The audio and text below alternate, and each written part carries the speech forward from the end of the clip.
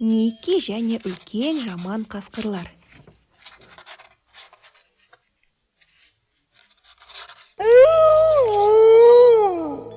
Жел өлдеп соққан түннің бір уағында Ники оянып кетті де, «Құтқарыңдар!» деп айқай салды. «Құтқарыңдар!» Сол мезетте анасы бөлмеге жүгіріп кірді. «Балам-ай, не болып қалды? Жан даусың шықты ғой!» «Анашым, менің артымнан бір топ қасқыр қуып келеді!»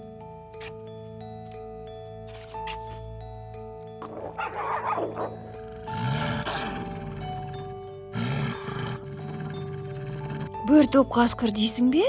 деп таң қалды анасы. «Ники, расында солай ма?» «Я, анашым, мүмкін бір топ емес шығар, бірақ шамамен 50 шақты қасқыр», деді көжек аптығып. «Мен олардан құтыла алмай қойдым».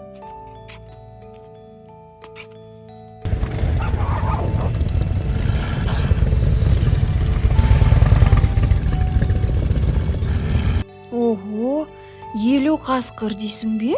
деп жымиды анасы. «Жарайды», деді Ники.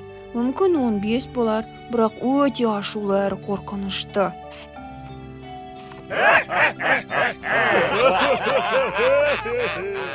Пам-пам-пам. 15 қасқыр, тым көптеу сияқты ғой. Қалай ойлайсың, балам? Деп анасы ұлына күлімдеп қарады. «Мүмкін бар жоғы 5 болған шығар, бірақ менің дәл қасымда».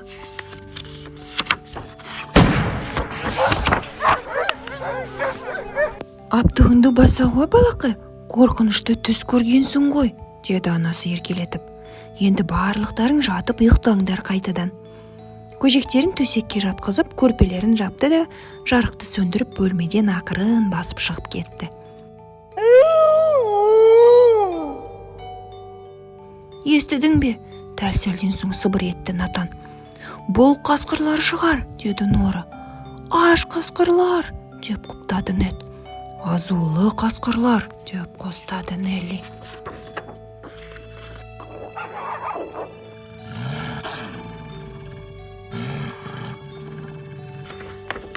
«Құтқарыңдар! Құтқарыңдар!»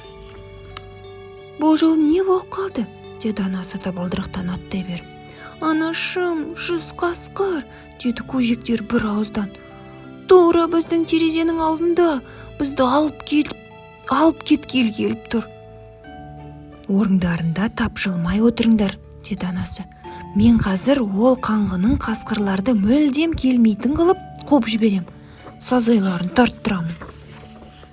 «Мә саған қорқау, мә саған, сен де сазаңды тарт. Менің көжектерімді қорқытқаның қандай екен көрсетейін сендерге. Ал енді жоғалыңдар бұл жерден». Тарс-тарс еткізді. «Міне балаларым, енді ештеңеден қорықпасаңдар болады. Мен қасқырларды қуып жібердім», деп қайтып келген анасы. «Анашым, рас па?» деді Ники сеңкіремей. «Алаңдама көжегім, бәрі жақсы», деді анасы күлімсіреп. «Ал енді қасқырлар қайтадан келіп көрсін. Сыпыртқым дайын тұр, көресін. Көрсетем оларға».